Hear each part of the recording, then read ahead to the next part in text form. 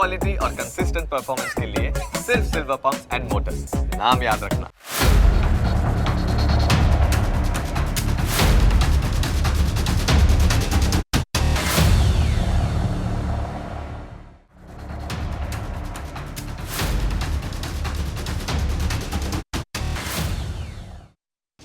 મુંબઈની લીલાવતી હોસ્પિટલની અત્યારે ખૂબ જ ચર્ચા ચાલી રહી છે, જે સ્વાભાવિક પણ છે, કેમ કે 1250 કરોડ રૂપિયાના કૌભાંડ અને કાળા જાદુના કોમ્બિનેશનનો આખો મામલો છે. આ હોસ્પિટલ સામાન્ય રીતે ફિલ્મી હસ્તીઓ માટે જાણીતી છે, કેમ કે તેમને કંઈ પણ થાય તો તેઓ લગભગ આ જ હોસ્પિટલમાં પહોંચી જાય છે. સૈફ અલી ખાન પર હુમલો થયો હતો ત્યારે તેને અહીં જ લાવવામાં આવ્યો હતો.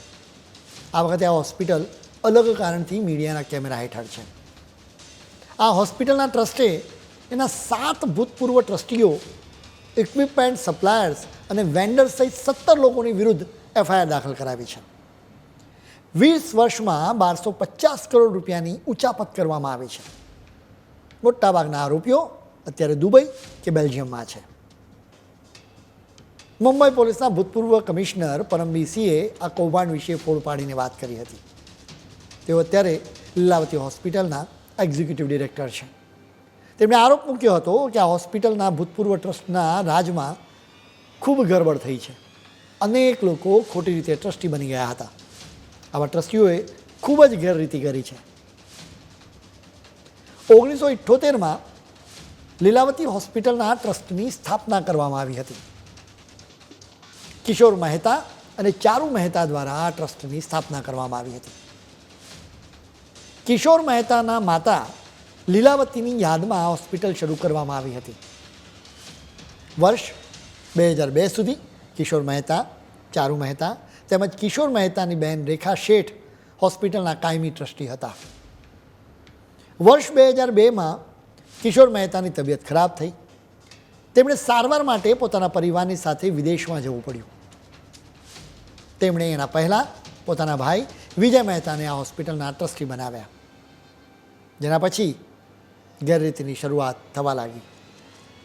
હિસાબ કિતાબમાં ગરબડ કરવામાં આવી. કિશોર અને ચારુ મહેતાની બનાવટી સાઇન કરવામાં આવી. વિજય મહેતાએ પોતાના ભાઈઓ, ભત્રીજા અને બાળકોને ખોટી રીતે ટ્રસ્ટમાં સામેલ કરી દીધા. હદ તો એ થાય છે કે કિશોર મહેતાએ પોતાના હાથે આ હોસ્પિટલ ઊભી કરી હતી. જો કે આ ગેંગે તેમને જ આ હોસ્પિટલના ટ્રસ્ટમાંથી દૂર કરી દીધા. લાંબી લડાઈ બાદ કિશોર મહેતા કાયમી ટ્રસ્ટી બની શક્યા હતા. લગભગ 20 વર્ષની લડાઈ બાદ નવેમ્બર 2023માં આસિસ્ટન્ટ ચેરિટી કમિશનરના આદેશથી એક્શન લેવામાં આવી હતી. પાછલા તમામ રેકોર્ડ જોવામાં આવ્યા. આ રેકોર્ડ્સ પરથી ખ્યાલ આવ્યો કે અનેક લોકો ખોટી રીતે ટ્રસ્ટી બન્યા હતા. આવા લોકોને ફગાવીને ઓરિજિનલ ટ્રસ્ટીઓને ચાર્જ સોંપવામાં આવ્યો. 20 વર્ષની આ લાંબી લડાઈમાં કિશોરભાઈ મહેતાની તબિયત પણ વધારે ખરાબ થઈ. તેમણે ખૂબ સહન પણ કરવું પડ્યું. જોકે આખરે તેઓ સફળતાની ક્ષણ જોઈ શક્યા હતા. નવેમ્બર 2023માં તેમને ફરી ચાર્જ આપવામાં આવ્યો. જોકે મે 2024માં તેમનું નિધન થયું હતું. હવે ચારુ મહેતા અને તેમના 3 દીકરાઓ આ હોસ્પિટલને ચલાવી રહ્યા છે. તેઓ જ આ હોસ્પિટલના ઓરિજિનલ ટ્રસ્ટી હતા. હવે આ લોકોએ ચાર્જ સંભાળ્યો એટલે સ્વાભાવિક રીતે તેઓ ઓડિટિંગ કરાવે. ઓડિટ કરાવ્યું ત્યારે પર્દાફાશ થયો. 20 વર્ષ સુધી વિજય મહેતાની પાસે આ હોસ્પિટલનું સુકાન હતું. એ સમયે મોટા પાયે કૌભાંડો થયા હતા. હિસાબ કિતાબમાં ગરબડ કરવામાં આવી હતી. રૂપિયાની ઉચાપત અને છેતરપિંડી સહિત તમામ આર્થિક અપરાધો કરવામાં આવ્યા હતા. તપાસમાં 3 મોટા આર્થિક અપરાધો ધ્યાનમાં આવ્યા. કોઈ બિલ્ડરના નામે રૂપિયા હોસ્પિટલમાંથી બહાર લઈ જવામાં આવ્યા હતા. 44 કરોડની ગેરરીતિનો મામલો પણ પકડાયો, જેમાં વકીલની ફી બતાવીને છેતરપિંડી કરવામાં આવી હતી. આ મામલે બાંદ્રા પોલીસ સ્ટેશનમાં ફરિયાદ દાખલ થઈ હતી. જોકે પોલીસે ગુનો દાખલ નહોતો કર્યો. આખરે ટ્રસ્ટ અદાલતમાં પહોંચ્યો હતો. અદાલતે આ મામલો ગુનો દાખલ કરવા માટે આદેશ આપ્યો હતો. કૌભાંડીઓની લીલાનો આટલેથી અંત નથી આવ્યો. આરોપ મૂકવામાં આવ્યો છે કે બનાવટી ટ્રસ્ટીઓએ medical equipment, furniture, computers, medical પુસ્તકો, ઓફિસના સાધનો, ઇલેક્ટ્રિક સાધનો, વાહનો અને એમ્બ્યુલન્સ, સર્જરીનો સામાન અને દવાઓની ખરીદીમાં જુદી જુદી રીતે ગેરરીતિ કરી હતી. મતલબ કશું બાકી નહોતું રાખ્યું. જોકે સૌથી વધુ ચોંકાવનારો આરોપ કાળા જાદુનો છે. આ હોસ્પિટલના ઓરિજિનલ ટ્રસ્ટીની પાસે ચાર્જ આવ્યો ત્યારે કેટલાક કર્મચારીઓએ તેમને એક ચોંકાવનારી વાત કરી હતી. આ કર્મચારીઓ કહ્યું હતું કે ચારુ મહેતા તેમજ ટ્રસ્ટમાં સામેલ બીજા 2 લોકો બેસે છે એ જગ્યાએ કાળો જાદુ કરવામાં આવ્યો છે. એ રૂમમાં ફ્લોરની નીચે કેટલીક વસ્તુઓ છુપાવવામાં આવી છે. એટલે સાક્ષીઓની હાજરીમાં એ વસ્તુઓ મેળવવાનો નિર્ણય કરવામાં આવ્યો.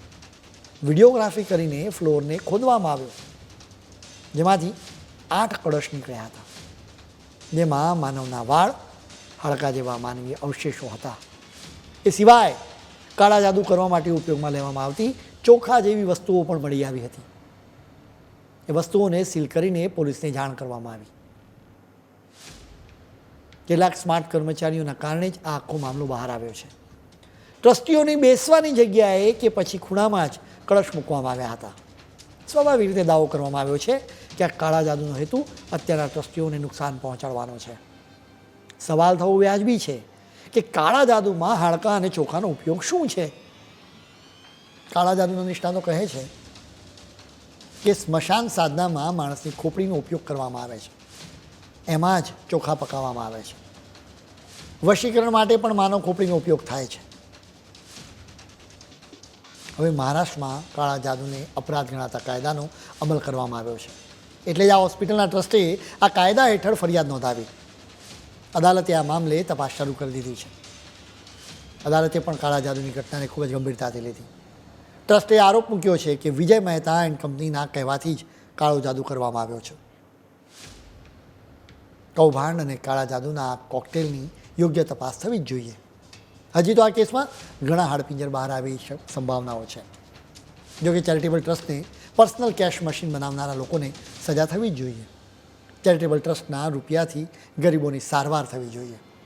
જો કૌભાંડ અને કાળા જાદુના આરોપોમાં સહેજ પણ સચ્ચાઈ હોય તો આરોપીઓને કડકમાં કડક સજા થવી જ જોઈએ.